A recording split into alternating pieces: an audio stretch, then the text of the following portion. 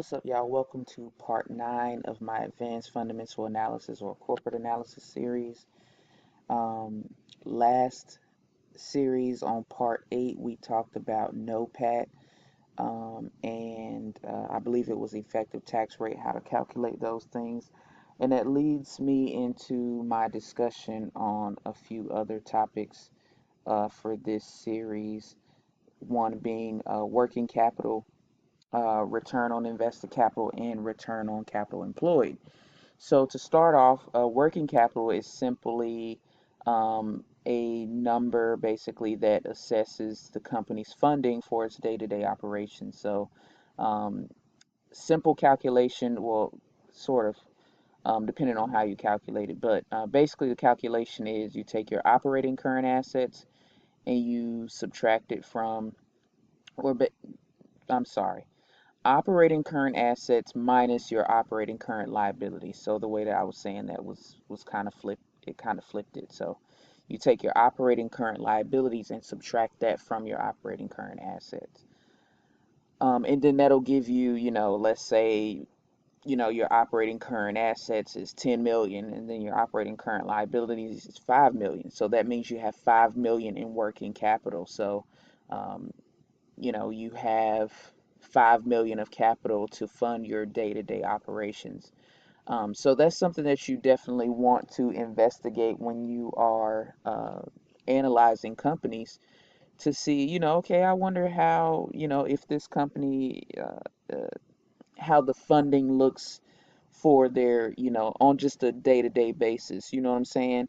Because there's no metric for that in terms of metrics that Yahoo Finance will calculate for you or anything like that. It's something that you kind of have to go digging for. So don't just simply rely on only those metrics that you find listed on those popular sites. You want to take a deeper dive into your companies and uh, really discover that math in this way can really paint a vivid picture of a company's financial health. And this is kind of, advanced fundamental analysis is kind of where I started to have a new appreciation for math where I didn't before. My mind is more, my love was kind of more scientific stuff. So I enjoyed the researching of companies, but I definitely never was the type that enjoyed mathematics. You know what I'm saying? So this kind of allowed me to uh, uh, it kind of allowed me to kind of meld my love for science and research and discover a new appreciation or a sort of semi love or like for math. So anyway, yeah, so just check out the working capital for your uh, whatever company you choose to research or whatever company you are researching. Um, but that's pretty much it with working capital. So return on invested capital. This is a very, very, very important profitability metric or ratio that I believe Morningstar calculates for you. Um, but I know that Yahoo Finance does not. So, but anyway, this ratio assesses basically how well a company is using its money to generate returns, and it's basically the amount of return that a company makes above the average cost that the company pays for its capital sources.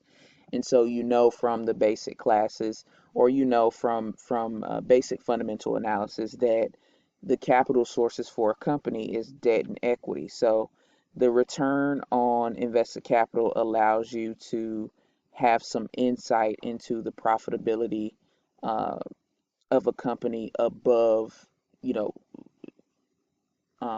including those sources.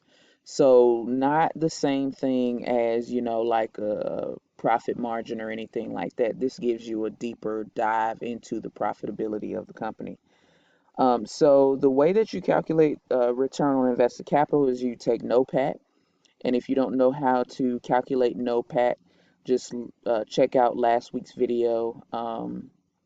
where I discuss NOPAT and how to calculate it. So you take NOPAT and divide it by the invested capital.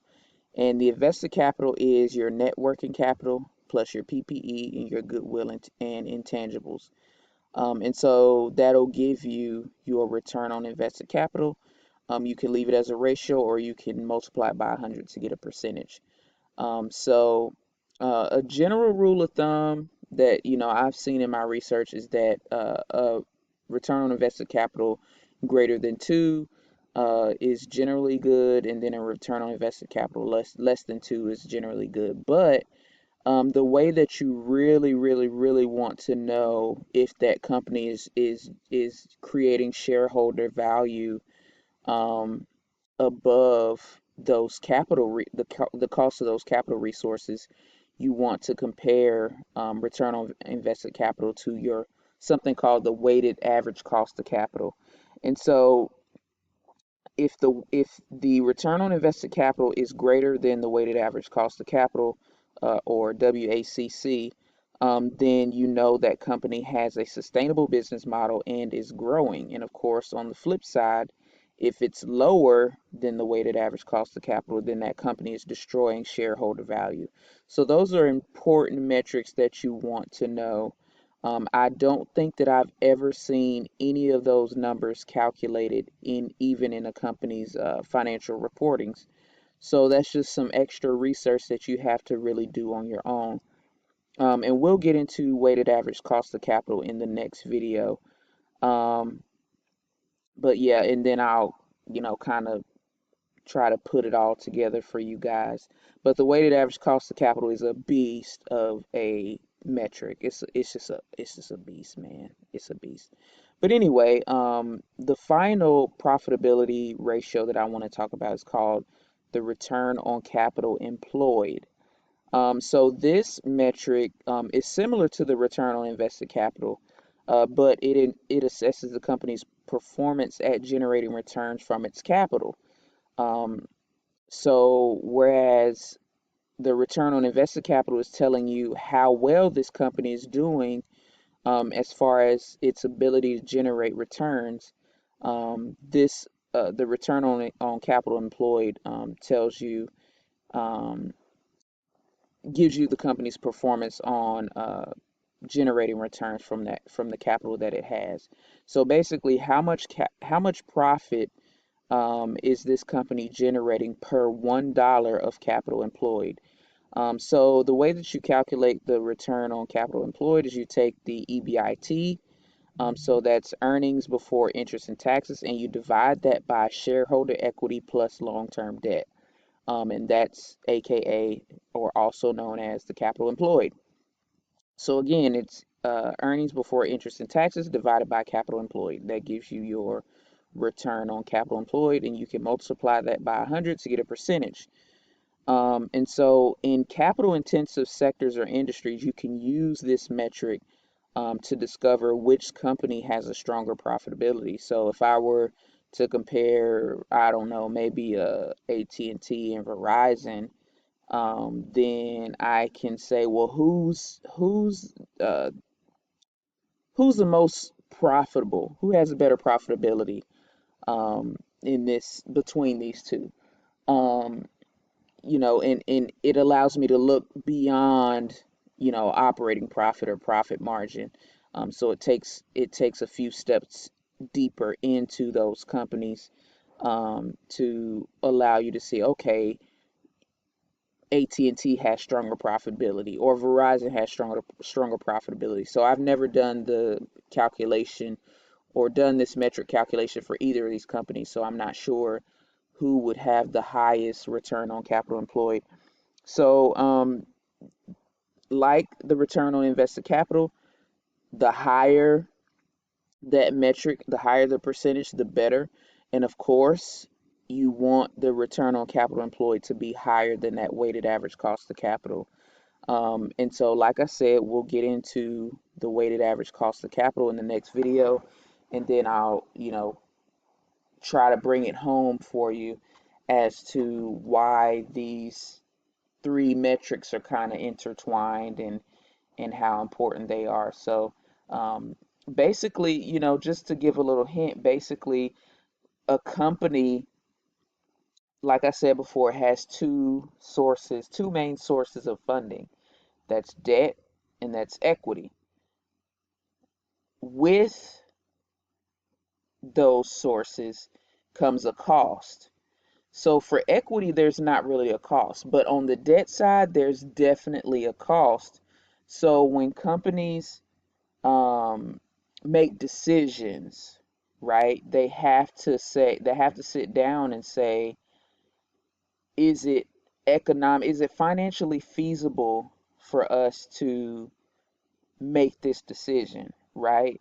Because they have to take into account, what is it costing us to fund this project, like Netflix, for example. You know, what's it going to cost us to go to this debt market and bring in money, you know? So that's going to be factored into the weighted average cost of capital. And so for Netflix, that would be a company that you definitely want to do those calculations for, and to see, is this business model for Netflix healthy?